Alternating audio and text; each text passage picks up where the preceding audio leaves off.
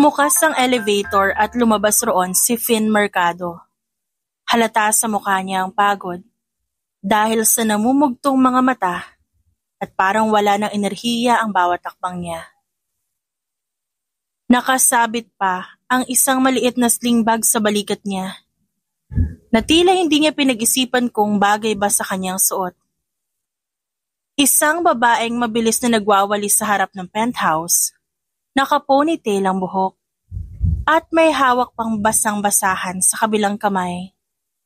Napahinto si Jill at bahagyang napatitig sa bagong dating. Saglit siyang nagtaas ng kilay. Excuse me, sino ka? Tanong niya. I'm Finn Mercado. I was told this is where I'm staying.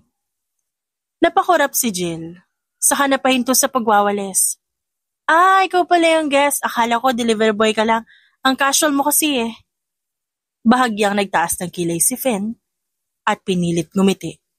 Bagamat bakas pa rin ang pagod dito. Wow, that's the first time someone mistook me for a delivery boy. Kasi naman, wala man lang aura ng pagiging mayaman niyang itsura mo. Hoodie? Sweatpants? Para ka lang pupunta ng kanto. Napahagikik siya ng bahagya, pero agad ding bumalik sa ginagawa. Well, I'm sorry to disappoint. I'm not here to impress anyone. Good, kasi hindi rin naman ako interesado sa'yo. Ako si Jill, yaya ng anak na may-ari ng penthouse, so ako rin na magbabantay dito kapag wala siya. Tumangulang si Finn sa babae. Okay, nice meeting you, Jill. Nice meeting you too, Finn. Finn? Totoo bang pangalan yun? Parang hindi bagay sa mukhang antok na antok. Sige na, pumasok ka na. Baka himatayin ka na lang dyan eh. Nakangiting biro ni Jill. Nang buksan ni Finn ang pinto, napansin niya ang basang sahig. You're mopping? Sa hallway? Oo, kasi yung anak ng boss ko mahilig magkalat. Don't worry, safe naman. Hindi ka madudulas unless clumsy ka talaga. I'm not clumsy. Mahina niyang tugon at naglakad papasok. Pero bago siya makapasok ng tuluyan, nadulas siya ng bahagya at muntik nang bumagsak kundi lang siya agad nakahawak sa pinto. Wow! Mabilis na sabi ni Jill. Nakahawak to sa bewang at nakataas ang kilay. Hindi raw clumsy. Napabuntong hininga si Finn. Naiinis siya pero pinipigilan niya ang sarili. Fine, I slipped. Masaya ka na? Yes, kasi at least ngayon alam kong normal ka rin pala. Pero don't worry. Hindi kita guguluhin. Basta wag mo lang ako abusuhin sa utos. Kasi busy din ako sa baby. Napahinto si Finn at humarap sandali. I'm not the type to order people around. I just need peace and quiet. Ngumiti si Jill pero may bahagyang pangaasar sa tono. Peace and quiet sa lugar na to? Good luck! With a 1-year-old na mahilig sumigaw, wala kang makukuhang katahimikan. Napabuntong hininga si Finn at umupo sa pinakamalapit na sofa. Hawak ang sentido na para bang nagsisisi na agad sa desisyon. Relax ka lang, di naman ako masungit, madaldalan talaga. Dagdag ni Jill nang maibalik ang walis sa sulok. Yeah, I noticed. May bahid ng sarkasmong sagot nito. Napangiti si Jill at nagpatuloy sa gawain. Habang si Finn napapapikit pa rin at napapaisip kung kaya ba niyang tiisin ang ingay, pero kakaibang presensya ang binibigay ng babaeng ito. Umabot na ang hapon at tila nagiging komportable na si Finn sa sofa. Nakahiga siya roon at hawak ang kanyang tablet habang nagbabasa ng mga emails na pilit pa rin niyang tinatapos kahit nasa pahinga siya. Pero biglang umalingaw-ngaw ang malakas na iyak ng bata mula sa kabilang kwarto. Sinundan niyo ng boses ni Jill. Shh, baby! Stop crying na! Oh no! Tumapon ulit yung gatas! Napahinto si Finn at napatingin sa direksyon ng boses. Pilit niyang binabaliwala pero ilang segundo lang mas lumakas pa ang iyak. Naramdaman niyang sumisikip ang kanyang sentido. Binaba niya ang tablet at tumayo at naglakad papunta sa kusina kung saan nakita niya nakatayo si Jill, may karga-kargang sanggol, habang nagpupunas ng natapong gatas sa sahig. Excuse me? Malamig ang tono ni Finn, habang nakahalukip-kip. I thought this place was supposed to be quiet. Tumingala si Jill, na may kargang bata na iyak ng iyak. Sorry pero hindi ko naman kayang patigilin agad to. Bata to, hindi robot. Can you at least keep it down? I'm trying to rest. Wow, gusto mo i-mute ko siya? Ano to, remote control? Nakataas ng kilay na saad ni Jill. I just needed some peace. Isn't there another room where you can handle that? Excuse me, hindi ako nagtatrabaho para sa'yo. Ako ang yaya ng anak ng may-ari dito. At kung gusto mong umangal sa ingay, kausapin mo boss ko. Nagkibit-balikat na lang si Finn. Fine. But you can at least not spill milk everywhere. The floor is a hazard. Hazard? Ano ka, Inspector? Gatas lang yan, oy. Pwede kang umiwas kung madudulas ka. Unless mahina talaga yung tuhod mo. Excuse me? Did you just insult me?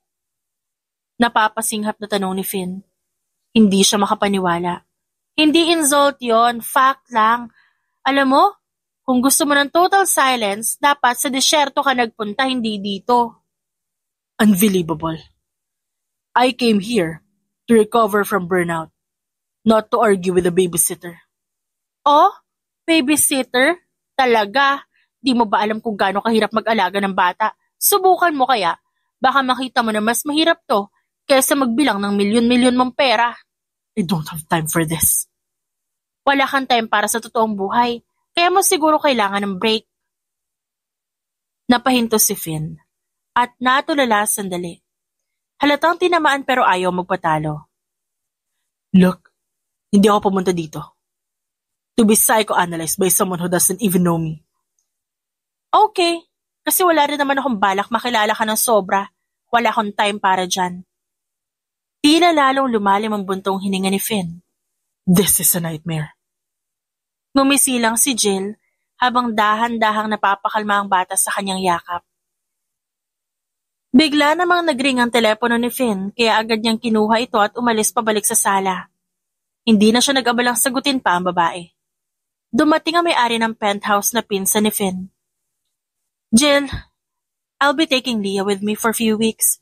May kailangan akong asikasuhin abroad, kaya iwan ko muna ang bahay kay Finn.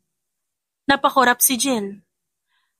So hindi ko na po kailangan, hindi ka aalis. Mabilis na putol ng pinsan ni Finn. Actually, gusto kong bantayan mo rin ang bahay. At si Finn. Halos sabay na napalingon sina Jill at Finn sa isa't isa. Wait, what? Saad ng lalaki. Finn, you need someone to look after you. Hindi ka pwedeng magpuyat, mag-skip ng meals o magtrabaho ng sobra.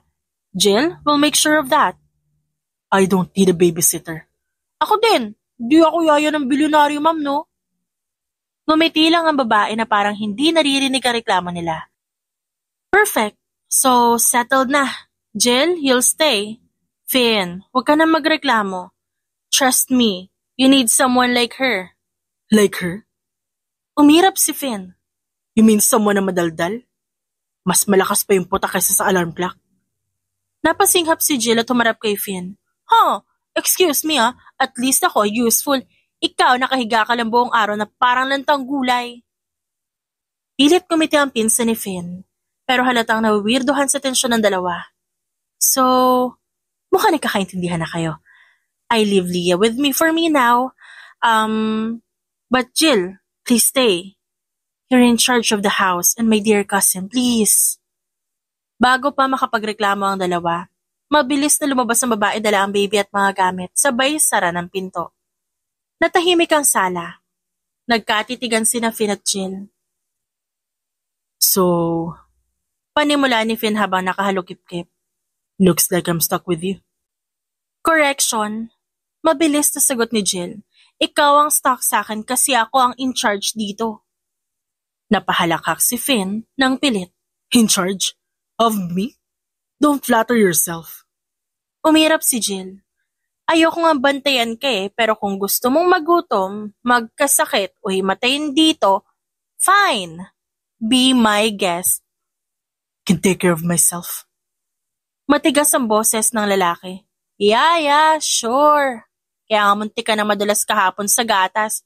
Malamang di ka rin marunong magprito ng itlog. Are you saying I'm helpless? No. Ngumisi si Jill habang binubuksan ng ref. Sinasabi ko lang na baka ang kaya mo lang lutuin instant noodles na baka sunugin mo pa. Bahagyang natawa si Finn na may bahid ng inis. You really don't hold back, do you? Hindi. Kaya kung gusto mo ng tahimik at submissive na kasama, sorry, pero wala kang choice. Ako lang ang nandito. Mabilis na sagot ni Jill at naglabas ng itlog at tinapay. Nang matapos si Jill na maghain ng agahan, inilapag niya ito sa harap ni Finn. Nang walang kaemo-emosyon. Kain. Tumingin si Finn sa pagkain, sa kay Jill. Are you serious? Scrambled eggs and toast? That's it? Nagtaas ng kilay si Jill. Ano? Gusto mo pa bang ipagluto kita ng 5-star meal? Hindi ako chef, no? Kakainin mo ba yan o mag-a-attitude ka lang? Tahimik lang si Finn sandali. Saka kinuha ang tinapay at kumain. Habang umunguya, bahagya siyang umiti. Not bad. Napataas ang kilay ni Jill. See? Konti na lang. Baka magpasalamat ka pa. Makalipas ang ilang oras, nagring ang cellphone ni Jill. Saglit siyang nakinig at pagkatapos napabuntong hininga. Pagkababa niya ng tawag, nakatingin na agad si Finn mula sa sofa. Hawak ang isang libro na kanina pa nito pinipilit basahin. Bakit? Tanong ni Finn.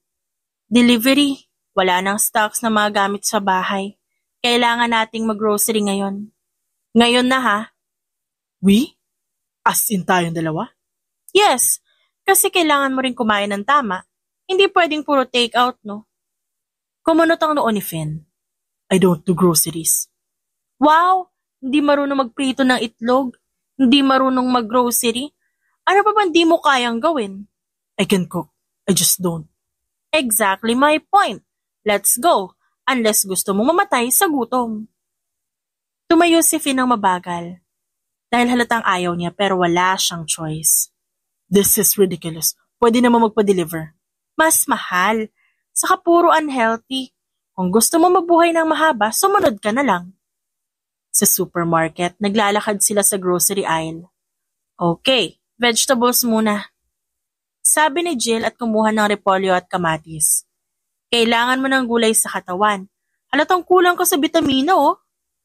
I don't eat much vegetables. Mahina. Pero may bahagyang pagmamayabang na sabi ni Finn. No wonder lagi kang mukhang pagod. Kakain ka ng gulay. Period. Are you ordering me around? Oo. Sagot ni Jill nang walang kaabog-abog. Kasi kung di mo kayang alagaan sarili mo, ako ang mag-aalaga sa'yo kahit hindi ko gusto. Nagpatuloy sila sa dairy section. Biglang kumuha si Finn ng isang maliit na tub ng premium ice cream at tumingin sa babae. At least this one. I like this one. No. Mabilis na sagot ni Jill. Tinanggal ang ice cream sa kamay ng lalaki at binalik sa freezer. Too much sugar. I'm not a kid. I can eat what I want. Well, unfortunately for you, ako ang in charge. Ito ang pwede mong kainin. Mas healthy. Balik ni Jill habang kumukuha ng yogurt. Habang naglalakad sila, may ilang babae sa grocery na napapatingin kay Finn. Dahil bihira ito makita sa ganoong simpleng lugar. May isa pang naglakas loob na lumapit. Hi, excuse me, are you Finn Mercado? Tanong ng babae na halatang kilig na kilig. Yes. Tipid na sagot ni Finn. Wow, I knew it. Ang gwapo mo pala in person. Can I take a selfie? Bago pa siya makasagot, sumingit si Jill. Sorry miss pero busy siya ngayon. Next time na lang siguro. Nagulat ang babae at tumango na lang. Okay, thanks. Sabay alis dito na medyo dismayado. Lumingon si Finn kay Jill. Ba't mo ginawa yun? Kasi wala tayong time para dyan sa fan clubs mo. Nag-grocery tayo, hindi to meet and greet, no? Wala ka talagang pakialam kung sino ako, no? Bakit? Dapat pa. Kahit bilyonaryo ka pa, wala akong pakialam. Wala kang special pass dito, no? Sagot ni Jill na parang wala lang. Gabi na sa penthouse. Sa loob ng kwarto ni Finn, maliwanag pa rin ang ilaw. Kahit masyado ng malalim ang gabi. Nakahiga siya sa kama. Nakatingin sa kisame. Nakailang balikwas na siya, pero hindi pa rin dinadalaw ng antok. Great. Bulong niya sa sarili. First night na wala si Baby Leah. Still can't sleep. Lumabas siya ng kwarto na nakapajama lang. At nagtungo sa kusina. Naabutan niya si Jill na nakaupo sa mesa. May hawak na maliit na notebook habang naglilista ng mga gastos. Napalingon si Jill nang marinig ang yapak niya. Uy, gising ka pa. Kala ko tulog ka na. Can't sleep. I have insomnia. Malamig na sagot ni Finn at binuksan ang ref. Kaya pala lagi ka mukhang pagod at bad mood. Napalingon siya at kumunot ang noo. Thanks for pointing that out. Relax, hindi insult yon. May remedy dyan. Like what? I've tried pills, music, even meditation apps. None of them work. Ibang approach ko. Wait here. Naglakad siya papunta sa maliit na cabinet. May kinuha doon na herbs and honey. Habang inaayos niya ang kusina, nakatingin lang si Finn at medyo nagtataka. What are you doing? Special drink para sa mga taong ayaw patulugin ang utak nila. Sagot ni Jill habang naglalagay ng chamomile tea, honey, at konting warm milk. Trust me, mas natural to kesa sa sleeping pills mo. Umupo si Finn sa counter at pinanood siyang nagtitimpla. You're acting like you know everything. Di naman lahat, pero at least alam ko kung paano matulog ng mahimbing. Ikaw? Kahit mahal ang kama mo, gising ka pa rin. Pagkatapos ng ilang minuto, iniabot ni Jill ang mug sa lalaki. Ayan. Ubusin mo yan ha. Tapos, huwag kang mag-scroll sa phone. Minsan kasi sarili mo rin kalaban mo eh. Wala ka namang nilagay dito na kakaiba, di ba? Wow, paranoid ka pa. Kung gusto kitang lasunin, di kita ipagluluto buong araw. Napatawa ng mahina si Finn. Saka ininom ang tsaa. Medyo napakurap siya sa unang lagok. Not bad. Of course not bad. Ako kaya ang gumawa niyan. Sige, dahan-dahanin mo lang. Warm drinks. Help your body relax. Habang iniinom ni Finn ang tsaa, naupo si Jill sa tabi niya habang nakasandal sa counter.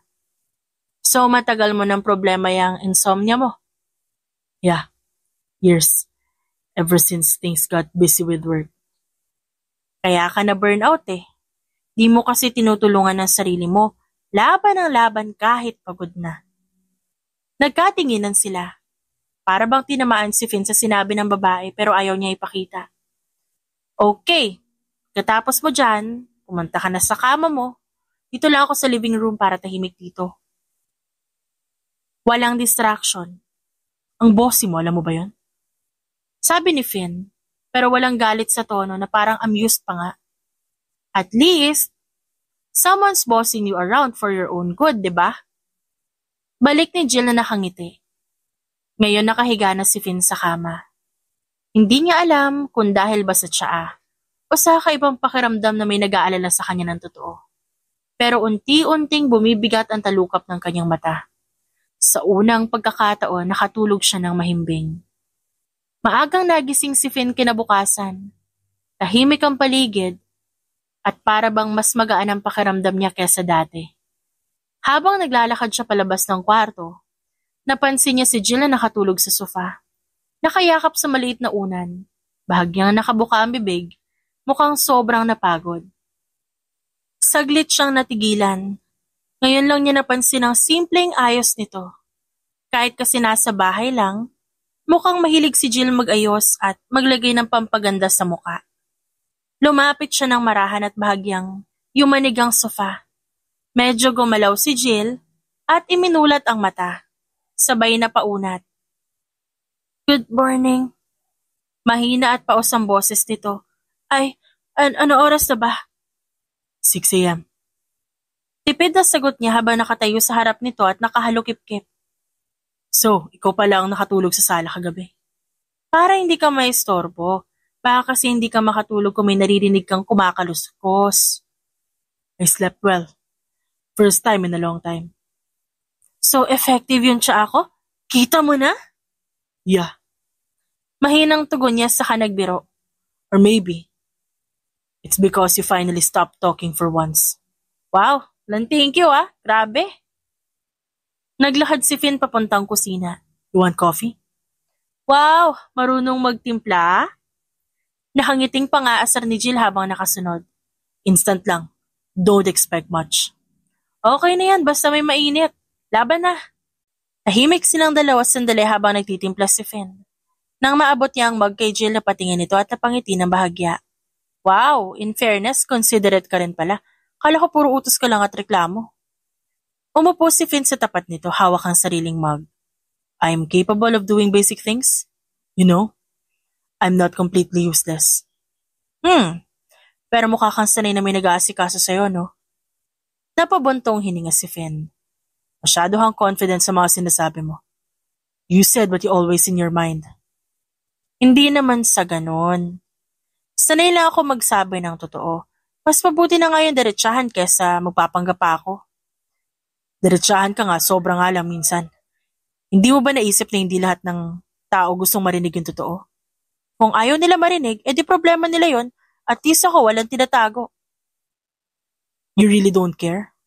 Kung ma-offend ang tao sa honesty mo? Bakit na-offend ka ba? Maybe.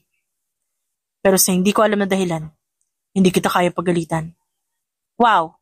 So hindi ka pala immune sa mga taong katulad ko. I guess not. Ikaw lang yata yung taong nakakapagsabi niyan. Usually, I'm in control. Pero pagdating sa'yo, palagi ako nauuna pang pagalitan. Kasi naman, ang dali mong ibuli para ka lang malaking bata na walang alam sa normal na buhay.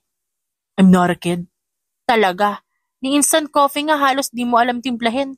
Magluluto, hindi marunong. Maggrocery, ayaw. Sabihin mo nga, ano bang kaya mong gawin sa bahay?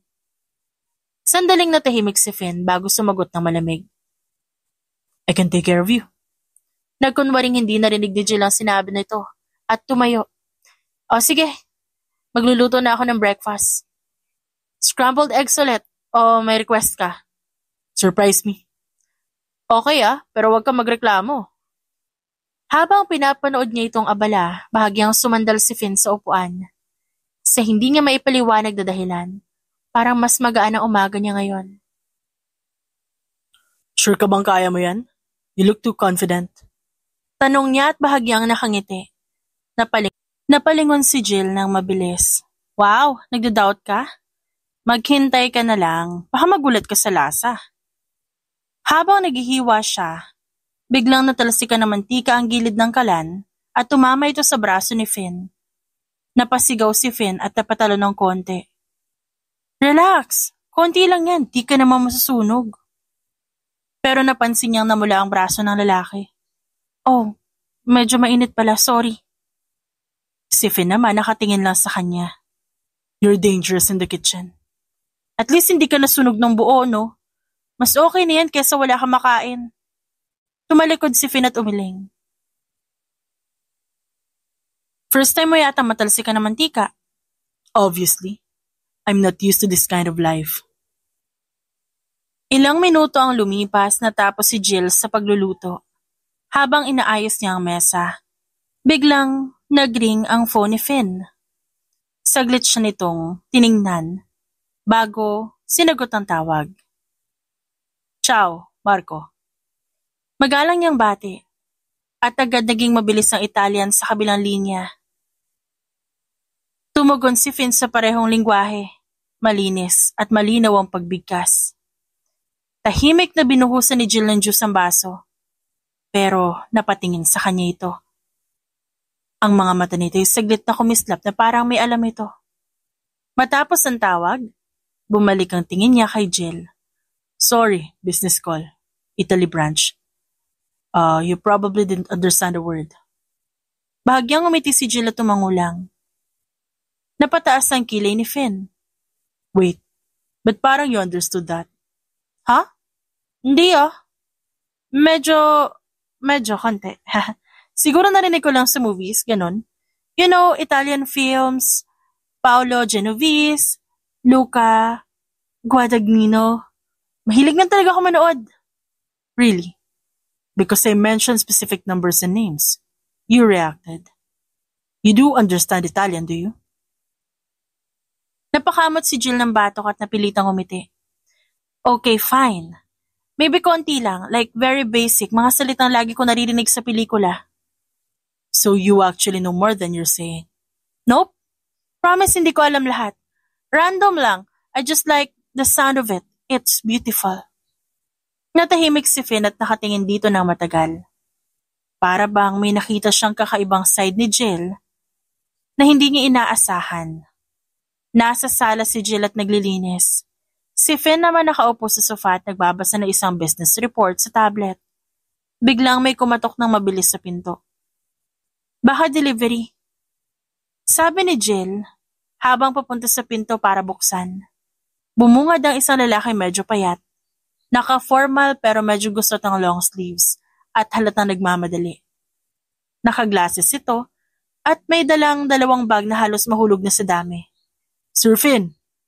Sigaw ng lalaki habang papasok ng walang paalam. Grabe, kala ko hindi ko na mahahabol ang flight kahapon.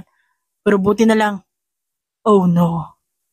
Bigla itong nadulas at muntik nang matumba kung hindi lang agad nahila ni Jill sa braso. Wow, easy. Kalma. Sabi ni Jill at hinawakan ng lalaki. Thanks miss. Ako si Lester, secretary ni Sir Finn. Napangiti si Finn sa kanila at napailing nang makita ito. Lester, you're as clumsy as ever. Tumakbo agad si Lester papunta kay Finn at nilapag ang dalang files. Sir, here's the updated reports you asked for. At may dala rin akong documents from Milan office. Also, I brought your supplements kasi sabi ng doktor mo dapat inumin mo to on time. Habang mabilis magsalita si Lester, aksidente nitong natabig ang flower vase sa center table. Muntik na itong mahulog pero mabilis na sinalo ni Jill. Mag-ingat naman. Sabi ni Jill at inayos ulit ang vase. Sorry. Medyo sabog lang sa pagod. Sorry ulit miss ha. Hyper talaga ako minsan. Lester, kumalma ka bago mo sirain ang buong living room. Yes sir. Sorry sir. Mabilis na sagot ni Lester habang inaayos ang glasses niya. Anyway, I also brought some groceries for you sir. Kasi akala ko wala pang bumibili. Nag-grocery na kami. Singit ni Jill. Napalingon si Lester sa dalaga at bahagyang umiti. So ikaw pala nag-aalaga kay Sir ngayon. Salamat Di kasi marunong magpahinga yan eh. Obvious naman no. Buti na lang nandito ako, kundi baka araw-araw noodles ng kainin yan. Tumango si Lester at tumingin kay Finn. Sir, she's right. Dapat talaga may nag-aalaga sa'yo. Alam mo naman kahit burnout ka na, nagtatrabaho ka pa rin. Hindi na lang sumagot si Finn at umiling na lang ng bahagya. Ilang minuto pa ang lumipas sa tapos nila pag-aayos ng mga dala ni Lester. Pero nang paalis na sana ito, bigla na namang natapilok at muntik nang mabangga ang mesa. Agad siyang sinalo ni Finn at Jill nang sabay. Lester! Sabay nilang sigaw. Sorry talaga. Alis na ako bago pa ako may mabasag dito. Sabay nagmadaling lumabas ng pinto si Lester at iniwan ng dalawang natatawa na lang ngayon. Hyper pero matalino yan. At clumsy lang talaga. Mukhang mabait din naman. You handle that well. Usually, yung mga tao, naiinis sa energy niya. Why would I? Nakakatawa nga eh. Napangiti si Finn ng bahagya at tumingin sa mesa. You know, it's been a while since I laughed like this. Saglit na tumigil si Jill at tumingin sa kanya. So ibig sabihin kailangan mo lang ng tama at makulit na tao para matauhan ka minsan? Maybe. Mahinang sagot ni Finn. Abala si Jill sa pag-aayos ng mga natirang gamit sa mesa ni Finn habang ang lalaki nakaupo lang. Nakatingin sa kanya na parang may iniisip. Ba't ganyan ka makatingin? May dumi ba ako sa muka? Umiling ang lalaki at marahang umiti. Wala, I'm just thinking. Thinking? Nako, delikado yan kapag bigla kang tatahimik. Nagpatuloy siya sa pag-aayos. Hindi alintana ang medyo malambot na tono ni Finn. Tumayo ang lalaki at lumapit. Maingat niyang kinuha ang bote ng juice mula sa kamay ni Jill. Ako na. Nagulat si Jill at bahagyang umatras. Ha? Ikaw? Sigurado ka? Yeah. Tipid na sagot niya sa maingat na inilagay ang juice sa ref. Pagkatapos bumalik siya sa tabi ni Jill at bahagyang yumuko para abutin ang nakakalat na plato. Wait, teka. Ano meron at bigla ka naging matulungin? Maybe I just realized na hindi dapat ikaw ang gumagawa ng lahat? Kibit balikat na sagot ni Finn. Kumunot ang noon ni Jill. Di bagay sa'yo ang ganito kabait. Parang may binabala ka. Ngumiti ito ng bahagya at inabot ang baso na nasa tabi niya. Maybe I just want to make things easier for you. Bahagyang napatigil si Jill. Nag-aalangan sa sagot. Okay? Bigla siyang hinila ni Finn palapit ang hindi inaasahan. Hindi malakas pero sapat para bumangga ang balikat niya sa dibdib nito. Hoy, bakit? Hindi siya tinantanan ng tingin ni Finn. Careful. Baka madulas ka. Ang dumi ng sahig kanina. Nagulat si Jill at mabilis na umatras. Ha?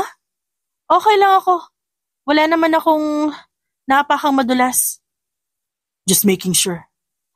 Malambot ang tono ng lalaki. Parang ibang-iba sa dati nitong mataray na ugali.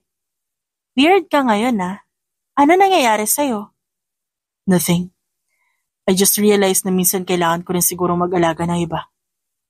Kinuha pa nito ang isa pang plato sa mesa. Mag-alaga? Hindi mo kailangan gawin yan. Hindi naman ako nanghihingi ng tulong sa'yo. Ngumiti si Finn at tumingin muli sa babae. Alam ko, pero gusto ko. Nanlaki ang mga mata ni Jill at bahagyang natawa na parang naiilang. Uy, teka lang. Hindi ako masasanay sa ganyan. Tsaka ayoko niyan. Usually, puro ka reklamo o nagsusungit. Ngayon, sweet ka na. May sakit ka ba? Maybe I just see things differently now. Aba, nag-evolve ka na? Biro ni Jill. Pero halatang naguguluhan sa inaasal nito. Siguro. Sagot ni Finn. Habang dahan-dahang pinunasan ng mesa. Pagkatapos, iniabot ang isang baso ng tubig. Uminom ka muna, kanina ka pa busy. Bahagyang nagdalawang isip si Jill bago kunin ang baso. Salamat. Nakatitig lang si Finn na para bang sinusuri ang bawat galaw niya. Pwede ba tumigil ka sa pagtitig? Nakakailang ka. Bakit? Hindi ba pwedeng tignan lang kita? Hindi, kasi para may binabala ka. Lumapit si Finn ng konti at bahagyang yumuko para makita ulit ang mukha niya. Wala akong binabalak. Gusto ko lang makita kung paano ka magalit kapag naiilang. Grabe. Niloloko mo pa ako ngayon. Reklamo ni Jill pero hindi niya maitago ang mahina niyang pagtawa. Hindi kita niloloko. Siguro gusto ko lang magbago na approach. Lagi ako nagsusungit dati. Pero ngayon. Ngayon? Ngayon gusto ko nila maging mabait sa'yo. Wow. Okay. Weird ka talaga ngayon, no? Sanayan lang siguro. Masasanay ka rin. Nakaupo si Finn sa veranda. Habang hawak ang tasa ng kape na halos malamig na. Matagal na siyang nakatingin sa malayo. Pero ang totoo, kay Jill ang isip niya. Kanina lang habang nag-aayos si Jill ng mga gamit sa sala, narinig niya may kausap ito sa telepono. Yes po. Confirm na po, nasa Italy next week. Oo, may bago akong aalagaan doon. Yes, kompleto na rin ang requirements. Parang may kung anong kumurot sa dibdib ni Finn ang marinig yon. Hindi siya nagpahalata pero mula noon, hindi niya na maalis sa isip ang sinabi ni Jill. Maya-maya bumukas ang sliding door. Lumabas ang babae. Hoy, gising ka pa. Di ka pa ba matutulog? I couldn't sleep. Ikaw? Sanay na ako magpuyat. Besides, gusto ko muna magpahangin bago matulog. Pinagmamasdan lang nila ang katahimikan ng gabi. Jill. Mahinang tawag ni Finn. Kanina, narinig kita may kausap sa phone mo. You're leaving? Napatigil saglit si Jill, pero agad itong umiti ng pilit. Oo, next week. Tinanggap ako ng isang pamilya sa Italy. Malaki yung offer at matagal ko na ring plano yon. So you're really going? Tanong ni Finn at hirap pigilin ang bigat sa boses. Yeah, kailangan ko rin mag-move forward. Di naman ako pwedeng manatili dito habang buhay. Tumangulang ang lalaki, pero ramdam ni Jill ang lungkot sa mata nito. Bakit? Mamimiss mo ba ako? Tumingin si Finn dito. Hindi siya sinagot. Sa halip, marahang binaba ang tasa ng kape at huminga ng malalim. Yes, more than I thought I would. Natahimik si Jill. Hindi niya inasahan ang diretsong sagot na yon. Jill, Pagpapatuloy ni Finn sa mababang boses, na para bang nag-iingat sa bawat salita. I don't know how to say this, but being with you with the past few days, I felt something I haven't felt in a long time. Ayoko umalis ka. But I also know I can't stop you. Huminga ng malalim si Jill at tumingin sa kanya. Finn, you don't have to say anything. Alam ko kung ano meron sa mundo ko. Iba sa mundo mo. At alam kong may mas malaki kang responsibilidad kaysa sa akin. That's not the issue. It's not about the status. It's about you. Napapikit si Jill sandali at bahagyang umiti. Italy is a new start for me. Matagal ko ng pangarap yon. And even if kahit masaya ako dito, kailangan ko ring isipin ang sarili ko. Pagkatapos ng ilang minutong katahimikan, tumayo si Jill at nagpaalam.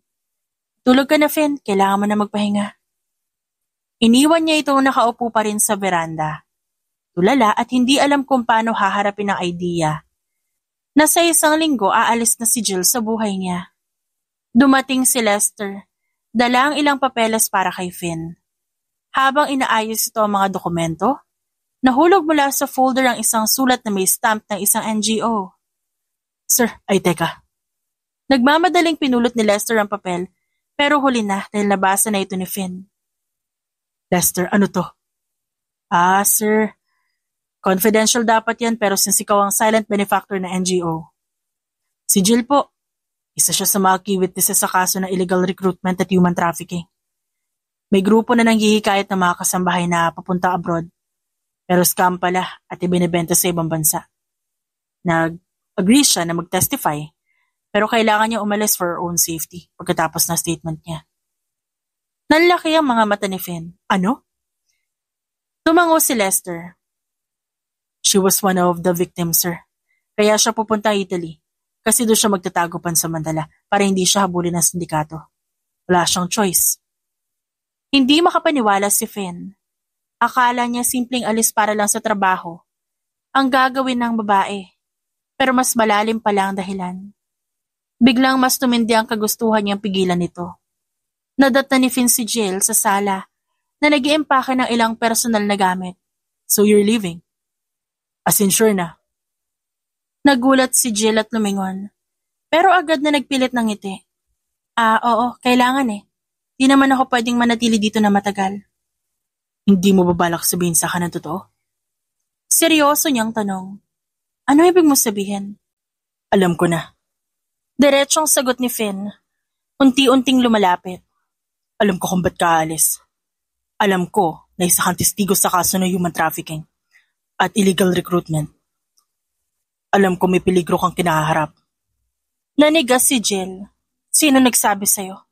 Hindi na mahalaga. Ang mahalaga ngayon, you don't have to do this alone. Hindi mo kailangan tumakbo palayo para lang itago ang sarili mo. I can protect you, Jill. I have the resources. Stay here. I'll make sure you're safe. Hindi mo naintindihan, Finn. Kung mananatili ako, mas lalo madadama yung mga tao na kapaligid sa akin. Mas delikado kung nandito ako. Mas delikado kung mag-isa ka. Halos pasigaw na sigot ni Finn. You think going abroad will magically erase the danger? Hindi ganun kadali yun. Wala ka sa posisyon ko para pigilan ako. Bumalik ang sigaw ni Jill. Nanginginig na ang kamay niya habang hawak ang maleta. This is my decision. I have to leave. It's the only way. Jill. Lumapit si Finn. Care about you. More than you know. Hindi ko kayang pabayaan ka umalis ng ganito. Please stay. Finn, kung gusto ko man, Kahit gustuhin ko to, hindi pwede. Hindi mo alam kung gaano kalaki ang kalabang humahabol sa akin. Kung mananatili ako, hindi lang buhay ko ang nakataya, pati ikaw, pati yung ibang tao nasa paligid ko. Umigting ang panga ni Finn. I can handle them. I'm not afraid. Pero ako, natatakot ako na madamay ka. This is my fight. Kargo ko sarili ko. Isang linggo matapos ang kanilang mabigat na usapan, halos hindi mapakali si Finn. Alam niyang araw na ng alis ni Jill. Sinubukan niyang kontrolin ang sarili at hayaan itong magdesisyon. Pero na makuha niya ang pinakabagong impormasyon mula kay Lester, tuluyang nabasag ang pagpipigil niya. Sir, hingal na sabi ni Lester at binigay ang folder. Yung kumpanyang kukuhang amo ni Miss Jill Sately. Lumabas sa international report. Sangkot sila sa pang-aabuso sa mga migrant domestic workers at may ebidensya na konektado sila sa sindikatong iniimbestigahan ng NGO. Nanlaki ang mga mata ni Finn. Ano? Ang malala pa, sir. May bagong statement na dumating. Hindi lang testigo si Miss Jill. Siya mismo ang whistleblower. Siya ang dating asawa ng mastermind. Siya ang makakapagpabagsak sa buong sindikato. Parang binuhusan ng malamig na tubig si Finn. Kasal siya? She's married to that monster? Dating asawa, sir. Tumakas siya na malaman ng lahat. Pero hindi pa siya nakakalayo nang walang sugat sa katawan. Jill agreed to work for the so-called employer abroad para mapasok ang buong operasyon at magbigay na ebidensya. Kaya siya pupunta na Italia para ilantad ang buong sindikato. Kahit kapalit ang buhay niya. Humigpit ang kamao ni Finn, hindi niya na kayang manahimik. Sa airport private terminal, busy ang mga crew sa pag-aayos ng private jet. Nakasuot ng simpleng coat si Jill, bitbit ang maliit na bag. Malalim ang iniisip niya. Ngunit bakas sa mukha ang determinasyon. Paakyat na siya ng hagdan ng jet nang biglang may narinig siyang pamilyar na tinig. Jill! Napatigil siya at napalingon. Tumigil ang mundo niya na makita si Finn na mabilis na nilalampasan ng mga security at sumisigaw ulit. Jill, wait! Nagulat ang mga crew at sinubukang pigilan si Finn. Pero mabilis itong nalampasan ng mga lalaki. Finn? Ba't ka nandito? Gulat na sabi niya. Tumigil si Finn sa harap niya habang habol ang hininga. I know everything. Alam ko na kung sino ka. Alam ko na kung ba't ka aalis at hindi kita hayaang sumakay sa aeroplanong to. Napatulala si Jill. Anong pinagsasabi mo? Alam ko na whistleblower ka. Alam ko na asawa ka ng mastermind na sindikatong yan. Alam ko na papasok ka sa kumpanya nilang sangkot sa pang-aabuso para lang makakuha ng ebidensya. Nanigas si Jill at nanlaki ang mga mata at hindi agad nakasagot. Lumapit si Finn at halos magmakaawa na. Jill, this is suicide. Alam mo kung gaano kadelikado to. Bakit pa kailangan gawin mag-isa? Ba't di mo sinabi sa akin? Kasi hindi mo dapat malaman. Finn, laban ko to. Ako ang nakatakas. Ako ang may utang sa lahat ng biktimang hindi nakaalis. Kung di ko gagawin to, mas marami pang maaabuso. Mas marami pang mabibenta, kailangan ko tong gawin. Pero pwede natin tong gawin na magkasama. May suporta ka. Susuportahan kita. Di mo kailangan ialay ang sarili mo sa panganib na to. Kung kasama kita, madadamay ka lang. Hindi ko kaya makita ka masaktan dahil sa mga kalaban ko. Hindi mo alam kung gaano sila kalakas at ayoko makita ka sa crossfire. Jill. Bumulong si Finn at halos naging pakiusap na. Stay. We'll find another way. Hindi kita hahayaang pumasok sa lungga ng mga halimaw na yon nang mag-isa ka. Kung nag-aalala ka sa akin, hayaan mong tapusin ko to. If you really understand me, ito lang ang paraan para mabigyan ng hustisya ang lahat ng biktima. Bago pa makapagsalita, may lumapit na handler at sinabing oras na para sumakay. Nagpatuloy si Jill sa pag-akyat sa hagdan ng jet. Bawat takbang nito, parang tinutusok ang puso ni Finn. Jill! Sigaw niya ulit. Don't do this!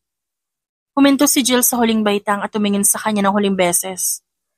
Please trust me, Finn. At tuluyan ang pumasok sa aeroplano. Sa gitna ng malamig na hangin ng Milan, nakatayo si Finn sa tapat ng isang hotel. Mula sa malayo, nakamasid siya sa pagdating ng isang itim na luxury car. Bumaba mula roon si Jill. Ngunit hindi yon ang nakapagpatigil sa tibok ng puso ni Finn. Dahil kasama nitong bumaba ang isang lalaking matangkad, gwapo at halatang makapangyarihan. Agad niyang nakilala mula sa mga dokumento, si Alessandro Ferranti, ang mastermind ng sindikato, at siya rin ang dating asawa ni Jill. Naglakad si Alessandro palapit kay Jill, binuksan ang pinto ng hotel para sa babae, at doon mismo sa harap ni Finn, hinawakan ni Alessandro ang kamay ng babae. Kumulo ang dugo niya. Hindi niya mapigilang sumugod, patungo sa dalawa, at hindi iniisip ang plano niya. Jill! Tawag niya ng malakas. Kaya napalingon ng dalawa. Nanlaki ang mga mata ni Jill nang makita siya. Finn? Napakunot ang noon ni Alessandro. Who is he? Tinitigan nito si Finn mula ulo hanggang paa. Hindi agad nakapagsalita si Finn. Halata sa mukha niya selos at pagkalito. What are you doing with him? Ramdam ni Jill ang tensyon. Alam niya hindi dapat malaman ni Alessandro ang tunay na koneksyon niya kay Finn. Mabilis siyang nag-isip at agad nang umiti ng pilit. Alessandro, he's just a friend.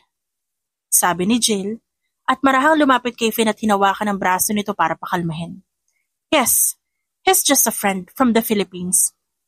It happened that he's here as well.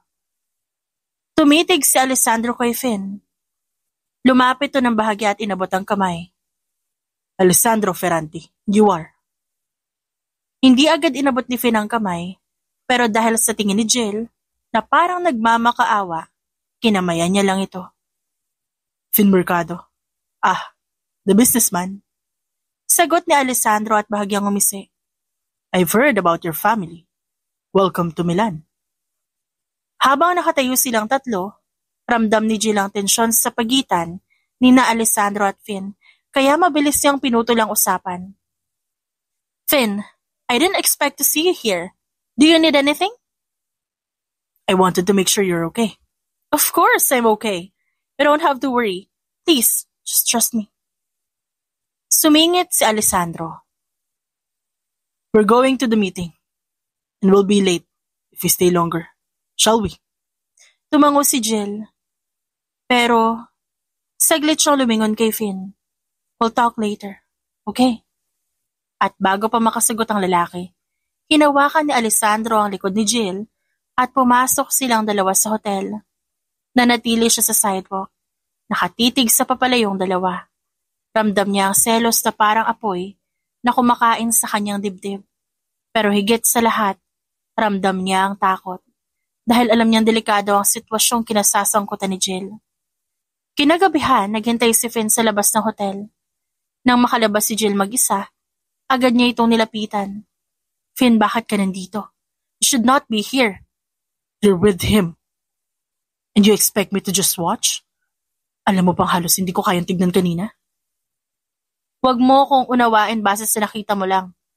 I have to pretend. Kailangan ko magpanggap para makakuha ng ebidensya. This is the only way. Then let me help you.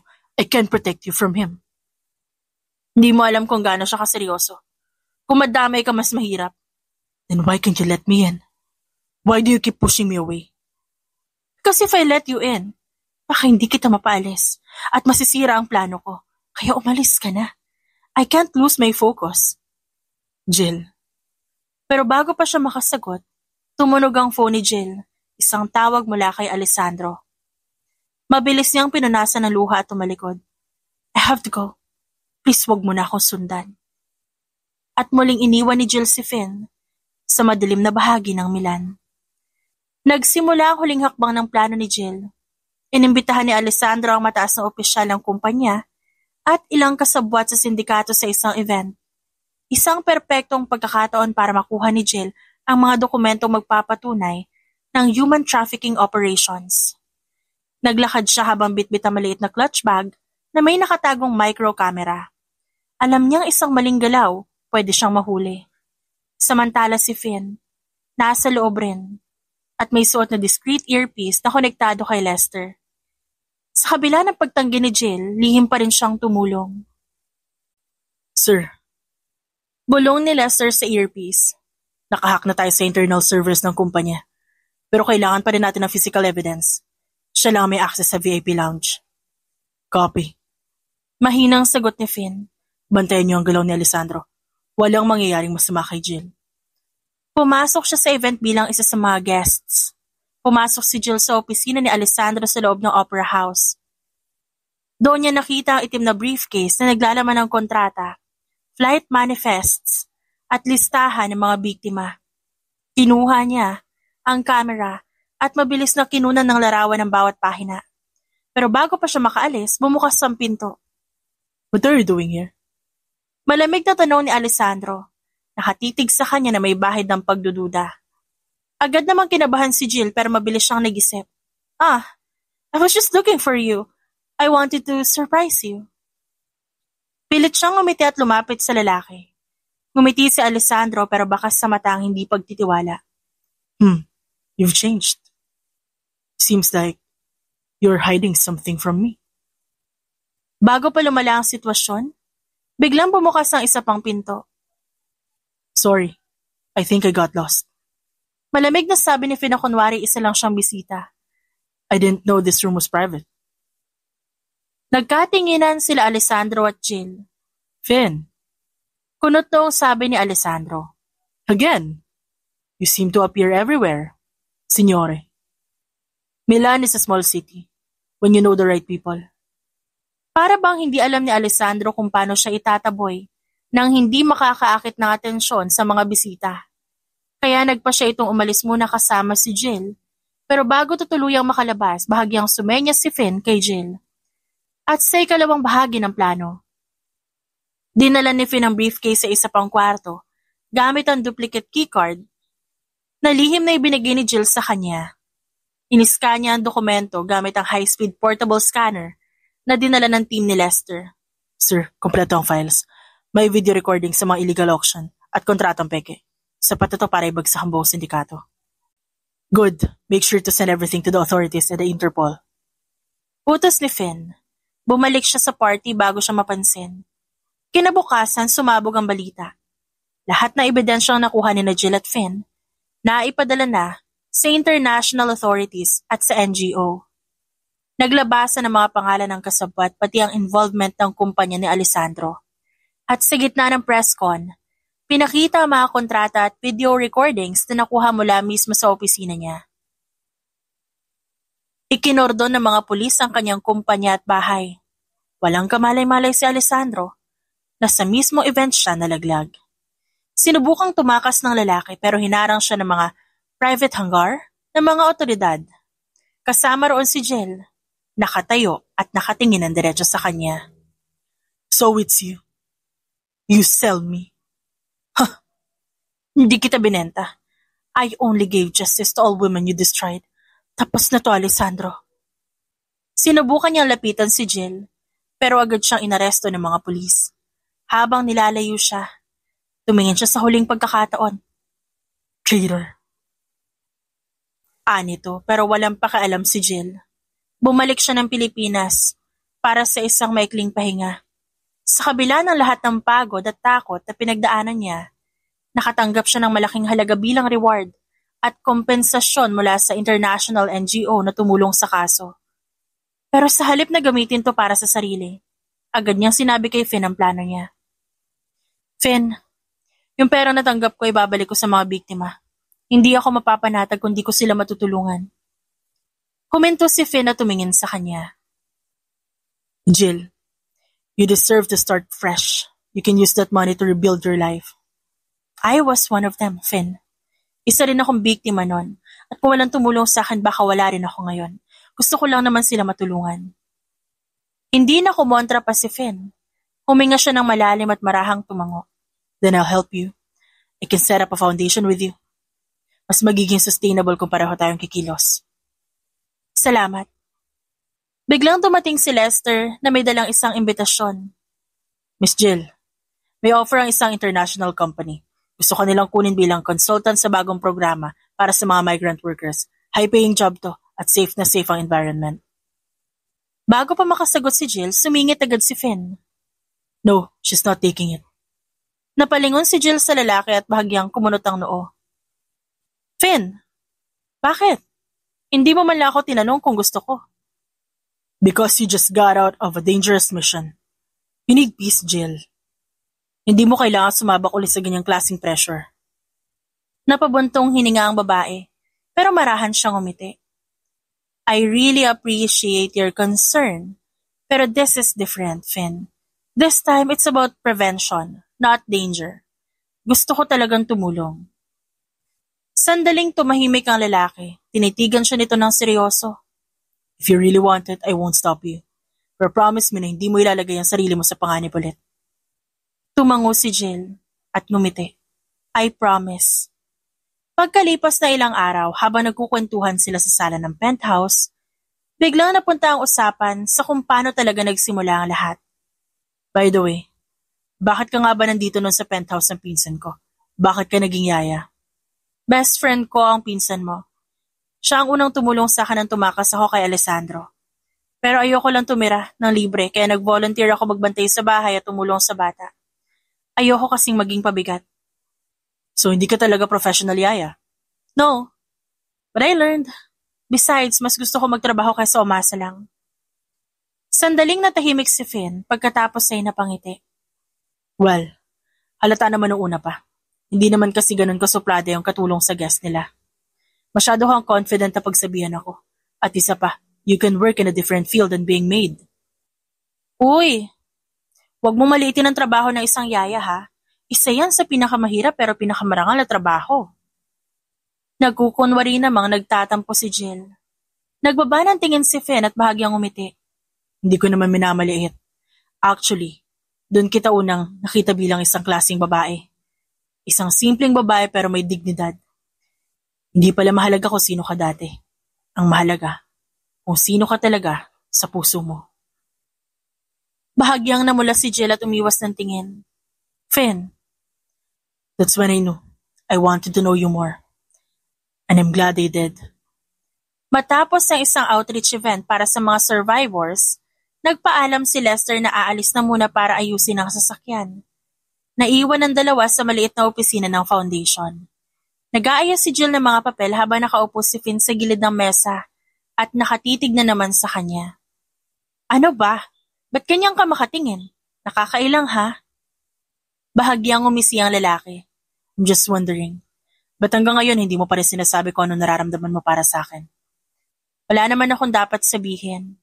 Hindi naman lahat ng bagay kailangan ng label, Finn. Hindi ba? Tumayo si Finn at bahagyang humarap sa kanya habang nakasandal sa mesa. Kasi ako malinaw sa akin, Jill. I like you. And honestly, I think I'm already in love with you. Finn, huwag tayo magpadalos-dalos. Maraming nangyari and maybe you're just confused. Confused? Ngumiti si Finn pero seryoso ang mata. Hindi ako nalilito, Jill. I chased you all the way to Italy. I risked everything just to keep you safe. Kung di pa sapat yun na patunay, ewan ko na lang. Finn, natatakot ako. Ayoko may madamay ulit dahil sa akin. Then let me be the person you can lean on. This time, hindi mo na kailangang harapin lahat na mag-isa. Hayaan mo akong tumabi sa'yo. Ramdam ni Jill ang bilis ng tibok ng puso niya. Pero bago pa siya makasagot, biglang bumukas ang pinto.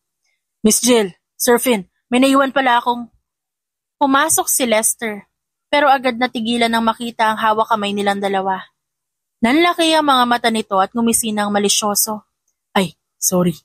Di ko alam may moment pala kayo dito. Mabilis na binawi ni Jill ang kamay niya at namula ang pisngi. Lester, hindi yan yung iniisip mo. Okay. Sabi mo eh. Wala akong nakita. Sige, iwan ko na kayo. At mabilis itong lumabas. Narinig pa nilang tumatawa ito sa hallway. Napahawak sa sentido si Jill at nahihiya siya. Ay nako, nakakahiya naman. Kung ano-ano nang iniisip nun for sure. Pero tumawa lang si Finn at lalong lumapit. Ano ngayon kung tamang iniisip niya? Napatingin si Jill at nanlaki ang mga mata. Finn, Jill, come on. Let's stop pretending. Hindi mo kailangang magsalita. I know you feel it too. Hindi na nakasagot ang babae nang dahan-dahang lumapit si Finn. Ngunit bago pa siya tuluyang halikan, biglang bumalik ulit si Lester para kunin ang naiwan niyang folder. Sorry ulit. Promise wala talaga ako nakita. Napailing si Finn habang natatawa. Seriously? Hindi na nagpatumpik-tumpik si Finn. Sinadya niyang sunduin si Jill sa foundation, dala ang paborito nitong kape at ilang bulaklak. Pagbaba ni Jill, nagulat siya nang makita si Finn na nakatayo sa harap ng sasakyan. Anong meron? Tanong ni Jill halatang kinikilig pero tinatago. Wala. Gusto ko lang ipaalala sa'yo na I'm serious about you. So, can I officially be your boyfriend? Napatulala na lang si Jill. Ang bilis mo talaga, no? Hindi ka marunong maghintay? I just got out of divorce. Hindi ko kailangan maghintay kung alam ko na sagot. Fine. Yes. Pero huwag kang magiging demanding, ha? Ngumiti si Finn ng malaki. At bago pa makatanggi si Jill, niyakap siya nito ng mahigpit. Hindi mo alam kung gaano ako kasaya ngayon.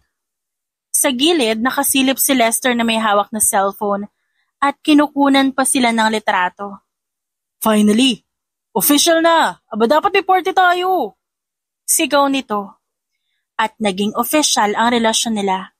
Madalas sila magkasama sa trabaho. Pero may mga nakakatawang sandali tulad ng isang beses na nagtulong silang magluto para sa mga bata pero sobrang alat ng niluto ni Finn, kaya halos hindi makakain ng lahat. Finn, nilagyan mo ba ng isang garapong asin to? Natatawang sigaw ni Jill habang tinitikman ng soup. Kala ko kasi asukal. Nagtawa na ng mga bata at staff, kaya mula noon ipinagbawal na kay Finn ang pagluluto at pinabayaan na lang siya ni Jill sa paghuhugas ng pinggan. Nagdesisyon si Finn na sorpresahin si Jill sa kondo nito. May dala siyang takeout na dinner at isang maliit na gift box. Plano niya sana maging romantic ang gabi, pero hindi niya inaasahan kung anong madadatnan niya. Pagbukas niya ng pinto, tumambad sa kanya si Jill na nakaupo sa sala. Sa sahig, nakapajama, may malaking face mask na kulay berde, nakatali ang buhok, at may hawak na maliit na salamin habang naglalagay pa ng rollers sa bangs. Oh my God! Finn, ano ginagawa mo dito? Napatalon si Jill at halatang hindi ina-expect na may papasok. Nanatiling nakatayo si Finn sa may pinto. Hindi makapagsalita sa mga unang segundo. Tas bigla siyang humagalpak ng tawa. Tumigil ka! Hindi ka marunong kumatok, no? Ba't naman ako kakatok sa unit ng girlfriend ko? Besides, ang cute mo kaya. Para kang angry panda. Cute-cute mo? Hindi ako panda. Pwede ba maghintay ka man lang hanggang matapos ako bago mo ako makita sa ganito? Lumapit si Finn at naupo sa tabi niya sa sahig. Bakit? Kung mahal mo ako, dapat wala kang itago. Even this side of you, gusto ko makita. Napatingin si Jill. Namumula ang pisngi niya kahit may mask. Fine. Pero wag mo akong tatawanan. Promise. Okay, maybe konti lang. Finn naman eh. Sigaw ni Jill at pilit inaagaw ang phone niya. Sa kakahabol niya, nadula sila pareho sa sahig. Muntik nang bumangga ang ulo ni Finn, pero agad siyang sinalo ni Jill. Napatitig sila sa isa't isa at halos magdikit ang kanilang muka. Now, this is the cutest thing I've ever seen. Mask or no mask, ang ganda mo pa rin. Bago pa makasagot si Jill, marahang hinalikan ni Finn ang ilong niya. At pagkatapos nun, inasar siya na inasar ni Finn, kaya mas lalo siyang nainis at inirapan ng lalaki. Dumating pa sa punto na kumalat pa ang picture niya na may face mask sa muka sa group chat ng kanilang kumpanya. Hanggang sa kumalma na rin sila at nagkwentuhan. You know, I never imagined I'd end up like this. Cooking disasters in the morning. Running a foundation in the afternoon, and spending every day with someone I love. Hindi ba mas maganda yan kesa sa dati mong buhay? Burnt out billionaire na walang pahinga? Much better. Because now, I actually have the reason to slow down. Pagbalik nila sa bahay matapos ng isang event, nagbukas sila ng alak at umupo sa balcony. Tahimik na nakatingin sa lungsod si Jill habang hawak ang baso. Alam mo, Finn, hindi pa rin ako makapaniwala na ganito na ang buhay natin ngayon. Dati ako lang yung humaharap sa mga problema ko. Akala ko makakaya kong gawin lahat. Kaya nagiging matapang ako. Pero mali pala ako. Yung totoo, kailangan ko pa rin ng tulong para ma-achieve yung gusto ko. Marahang hinawakan ni Finn ang kamay niya. You were always brave, Jill. You just needed someone to remind you. Pero ikaw, iniwan mo ang buhay mo nun para dito. Hindi mo ba minsan pinagsisihan? I didn't leave it. I just found something better than money. I found purpose, and I found you. Napangiti si Jill at bahagyang nasapo ang mukha niya. Naiilang siya pero kinikilig naman. Ang corny mo. Alam mo, maingat na sinimulan ni Finn ang mga salita habang nilalaro ang baso ng alak sa kamay niya. Naisip ko, paano kaya kung balang araw magkaroon na tayo ng sarili nating pamilya? Magkaroon ng anak. Ha? Ba't mo biglang naisip yan? Kasi tuwing nakikita kitang kasama ang mga bata sa foundation, naiisip ko kung gaano ka kaalaga. Sigurado ako magiging mabuting nanay ka. Namula ang pisngi ni Jill at umiwas ng tingin. Finn, hindi pa nga tayo kasal, anak agad iniisip mo? Ano naman? Di ko naman sinasabi ngayon na. Sagot ni Finn habang tumatawa. Ini-imagine ko lang. Siguro kapag may anak tayo, lalaki ang una, tas kasing gwapo ko siya. Napataas ang kilay ni Jill at bahagyang natawa. Excuse me, mas maganda kung babae ang una para may kakampi ako. At kung kasing kulit mo, Diyos ko, baka araw-araw sumakit ang ulo ko. Aba, hindi masamang kulit yun. Depensa ni Finn habang nakangiti. Pero sige, kung gusto mo babae, fine. Pero sigurado akong magiging spoiled yun sa tatay niya. Spoiled agad? Hindi, dapat matuto siya maging independent. Ayokong lumaking maarte, yung anak natin. Pero, paano kung mas malapit siya sa akin, magtatampo ka ba? Hindi naman.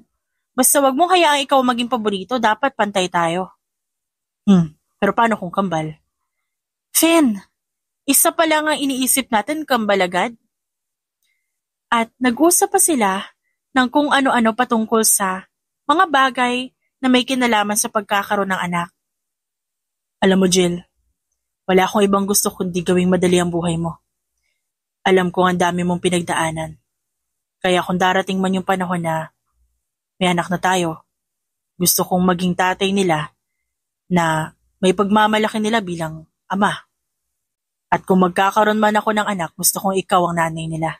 Ikaw lang. Alam mo, Finn, minsan naiisip ko, deserve ko ba talaga to? I mean, ikaw, yung lahat ng ginagawa mo para sa akin. You deserve more than this. You deserve the peace, love, at isang buhay na hindi mo kailangan ipaglaban mag-isa. At kung kailangan kong ulit-ulitin araw-araw, na sabihin kong gaano kahalaga sa buhay ko ang isang katulad mo, gagawin ko. Kasi mahal kita, Jill. Hindi naman masama ang humingi ng tulong sa iba dahil hindi lahat ng bagay ay kaya mong pasanin mag-isa. Minsan mas gumagaan ang bigat kapag may kasama kang sumusuporta at nakikinig. Ang pagtanggap ng tulong hindi ibig sabihin mahina ka, kundi nakakatulong ito kung paano mabuo muli ang tiwala mo sa ibang tao at magpahalaga rin ng mga taong handang tumulong sa'yo. Dahil sa huli, mas madali ang laban kapag may taong kasamang naniniwala sa'yo at humahawak sa kamay mo. Patunay na hindi ka nag-iisa at may mapagkukunan ka ng lakas. The end.